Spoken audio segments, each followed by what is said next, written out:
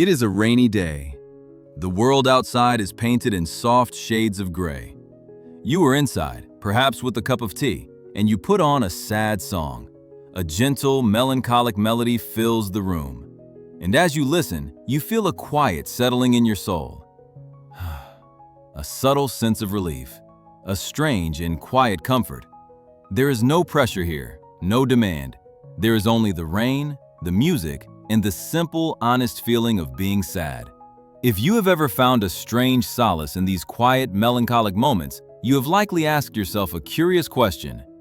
Why do I sometimes find a strange comfort in sad music, rainy days, and melancholic feelings? In a world that relentlessly chases happiness, this can feel like a secret, almost shameful preference. It can feel like you are somehow broken for not wanting to be joyful all the time.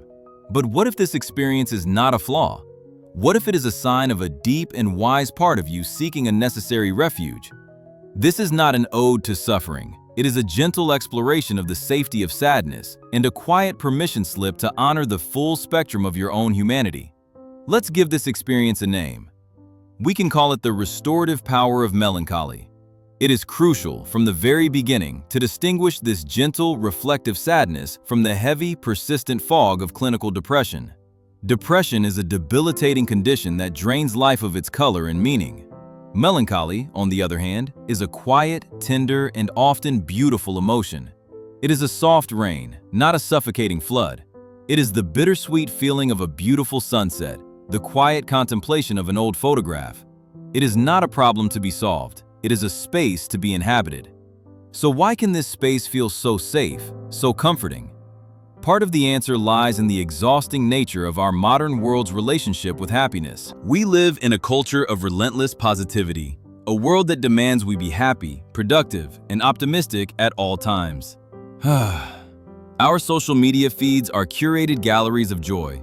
We are told to look on the bright side, to choose happiness, as if it were a simple commodity to be selected from a shelf. This constant pressure to perform joy can be profoundly draining. It can create a subtle but persistent anxiety that if we are not happy, we are failing. In this context, sadness can feel like a quiet rebellion. It is a refuge from the exhausting labor of forced positivity. Sadness has no expectations. When you are sad, you do not have to perform. You do not have to be witty or charming or productive. You are finally allowed to just be.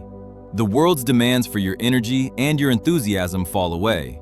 In the quiet land of melancholy, there is no pressure to become, only the simple permission to exist as you are in this moment. This can be an incredible relief. It is the safety of putting down a heavy mask you did not even realize you were wearing. This is also why we are so drawn to sad art. Sad music, sad movies, sad books, they are not instruments of torture. They are safe, external containers for our own unexpressed sorrows. When we listen to a melancholic song, the artist is giving voice to a feeling that may be living silently within us. It allows us to feel our own sadness through a safe proxy. We can touch our own grief, our own longing, our own heartbreak without being consumed by it. The art does the heavy lifting for us. It creates a space of vicarious release, a feeling of being deeply understood without having to say a word. It is a quiet act of communion, a reminder that we are not alone in our more difficult feelings. We must reframe our understanding of sadness. In a culture that pathologizes it, it is easy to see sadness as a failure. We see it as the opposite of happiness, a sign that something has gone wrong. But this is a profound misunderstanding of the emotional landscape. Sadness is not a failure. It is a quiet, grounding, and deeply human emotion. It is a vital part of a healthy emotional life. It is the emotion of connection and care. We feel sad precisely because we have loved, because we have cared, because something mattered to us. Sadness connects us to our own humanity. It softens us, fosters empathy, and allows for a deeper connection with others who have also known loss.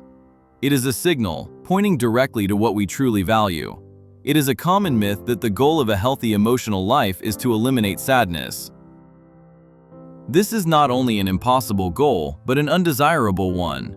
A life without sadness would be a life without depth, a life without the capacity for deep love or profound meaning.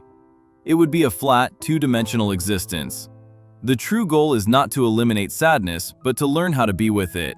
It is to cultivate the capacity to allow sadness to move through you, like the weather, without building a permanent home.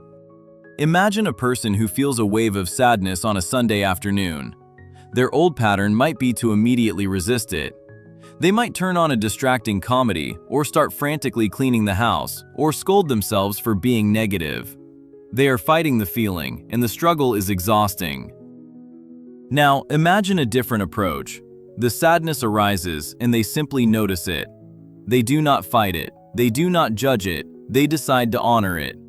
They put on a quiet piece of music, they make a cup of tea, and they allow themselves to simply feel sad for a little while. They are not wallowing. They are creating a safe space for a natural human emotion. And often what they find is that the sadness, when it is allowed to simply be, eventually passes on its own, leaving a sense of quiet peace in its wake. So how do we begin to cultivate this more compassionate relationship with our own sadness? It begins with a gentle shift in our internal response. We can call it the practice of emotional non-judgment. The next time you feel a wave of sadness, try a small experiment. Instead of your immediate, habitual need to cheer yourself up or fix it, just pause. Notice the feeling in your body. Where do you feel it? Is it a heaviness in your chest? A lump in your throat? Then, simply observe it with a gentle curiosity. You might even say to yourself, this is sadness. It is here right now. You are not becoming the sadness. You are becoming the quiet, compassionate space in which the sadness is allowed to exist. You are treating it not as an enemy, but as a visitor. This practice, even for just a few moments, can radically change your relationship with the emotion. It takes the second arrow of self-judgment out of the equation, leaving only the simple, clean feeling of the emotion itself. Another gentle practice is to create a sanctuary for sadness in your life. This means consciously curating a collection of art that allows you to feel sad in a safe and beautiful way. Create a playlist of the melancholic music that brings you that strange comfort. Keep a list of the movies or books that have touched your heart with their beautiful sadness. Think of these not as triggers for negativity, but as tools for emotional processing. When you are feeling a low-grade sadness that you cannot quite name, you can consciously choose to engage with one of these tools. You are giving your sadness a voice. You are creating an intentional space for it to be felt and expressed, rather than letting it linger in the background of your life as a vague sense of unease. This is an act of emotional literacy, a way of tending to your own inner garden with care and wisdom. The journey to embracing the safety of sadness is a quiet rebellion against a world that demands your constant joy. It is the courageous act of honoring the full, messy, and beautiful spectrum of your humanity. It is the discovery that some of your most profound moments of clarity, compassion, and connection can be found not in the bright glare of happiness, but in the soft, gentle light of your own melancholy. Sadness is not a sign of weakness.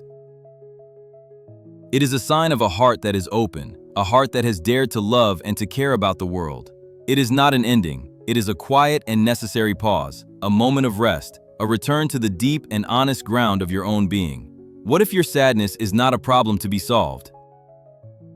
What if it is a quiet and loving friend, inviting you to simply be with yourself, just as you are?